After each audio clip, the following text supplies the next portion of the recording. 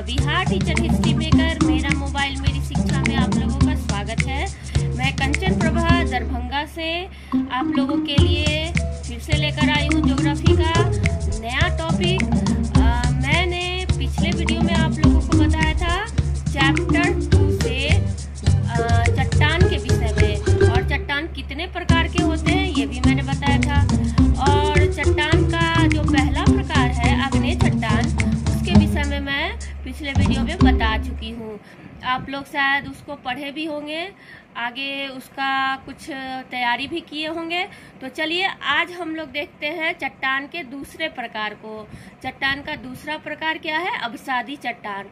तो चलिए हम लोग अपने इस नए वीडियो में देखते हैं चट्टान के दूसरे प्रकार अवसादी चट्टान के विषय में, ये कैसे बनते हैं, इनसे जुड़ी और भी बहुत कुछ महत्वपूर्ण बातें। तो चलिए हम लोग मिलते हैं और देखते हैं कि अवसादी चट्टान किस तरह से तैयार होता है और इसके कुछ खास चीजों को। तो चलिए, तो देखिए बच्चों, जैसा कि हम लोग पिछले वीडियो में जाने थे आग्नेय चट्टान के बारे में, तो इसमें अवसादी चट्टान के विषय में हम समझते हैं।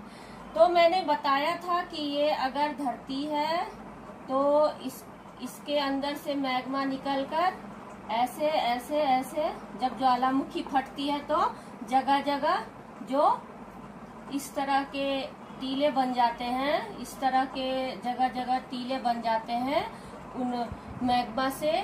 तो वो लावा जब निकलता है गर्म, तो यहाँ पे जब निकल के धरती पर ठंडा हो जाता है और ये एक चट्टान का निर्माण कर देता है। ये हम लोग पढ़े थे किसमें? आग्नेय चट्टान में। तो बस यही समझ लीजिए कि आग्नेय चट्टान के द्वारा ही अवसादी चट्टान बनते हैं। तो जैसे कि यहाँ पे आग्नेय चट्टान का निर्माण हो जाता है, इसके कुछ दिनों के बाद जब इससे कुछ छोटे छोटे कण उड़कर हवा में या फिर बारिश के कारण पानी के द्वारा बहकर किसी दूसरे जगह, जैसे कि अभी हवा चली तो यहाँ पे उड़ के आ जाएंगे। फिर दूसरी बार हवा चली, फिर इसके ऊपर परत बना देंगे। फिर तीसरी बार हवा चली तो ऐसे परत बनता जाएगा और ये परत दर परत चट्टान का निर्माण कर देंगे। तो ये हम लोग इस चट्टान को ही कहेंगे अवसादी चट्टान। ये क्या कहलाएगा? अवसादी चट्टान कहलाएगा। क्यों? क्योंकि ये आग्नेय चट्टान के अवसादों से, अवसाद का मतलब क्या समझते हैं बच्चों?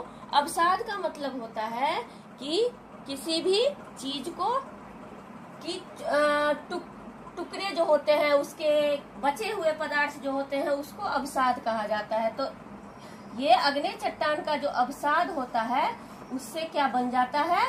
अवसादी चट्टान, परत दर परत। ये क्या होता है? जब हवा के द्वारा एक जगह से दूसरे जगह ये जाते हैं तो किसी परत पर, किसी जमीन पर ऐसा बनता है। तो जब जमीन पर बनता है किसी जगह पर, तो ये उसका उदाहरण हम लोग बालू पत्थर कह सकते हैं। और जब बारिश के कारण पानी में ऐसा परत दर परत बन जाता है, तो ऐसे चट्टान जो अवसादी चट्टान बनते हैं उसको क्या कहेंगे हम लोग? उसका चूना पत्थर कह सकते हैं। हम लोग क्या कह सकते हैं? चूना पत्थर।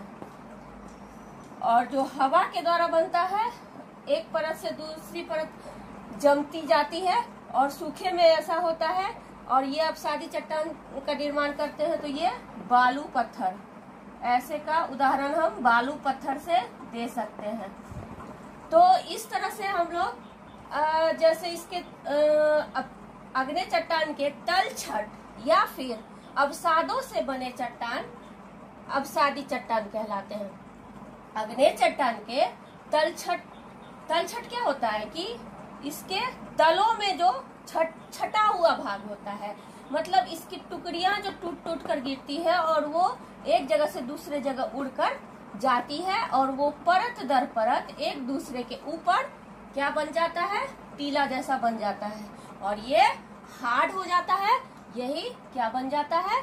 अवसादी चट्टान बन जाता है। तो आप समझ गए होंगे कि आग्नेय चट्टान के तलछट से जो टूटी फूटी अवशेष होते हैं वो दूसरे जगह पानी या हवा के कारण जब परत दर परत ठोस बना देते हैं और एक चट्टान का रूप ले लेते हैं तो ये अवसादी चट्टान कहलाते हैं।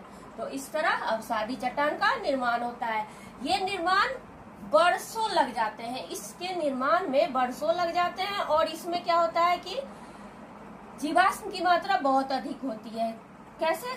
जैसे कि अगर यहाँ पर मान लीजिए कि यहाँ पे हवा से यहाँ पे उड़ के यहाँ पे एक परत बन गई, अब इस पे कोई पेड़ पौधा उग गया, फिर कुछ दिन बाद हवा चली, फिर इस पे परत बनेगा, तो क्या हुआ, वो पेड़ पौधा या जीव जंतु जो भी यहाँ पे रहेंगे, उन जीव जंतु के जीवाश्म यहाँ पे रहेंगे तो वो दब जाएंगे एक दूसरे से।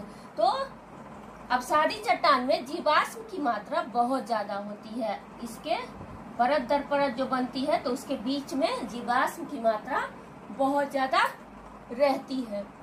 तो चलिए अब हम इसकी परिभाषा को जानते हैं। ठीक है, तो चलिए हम लोग इसकी परिभाषा देखते हैं।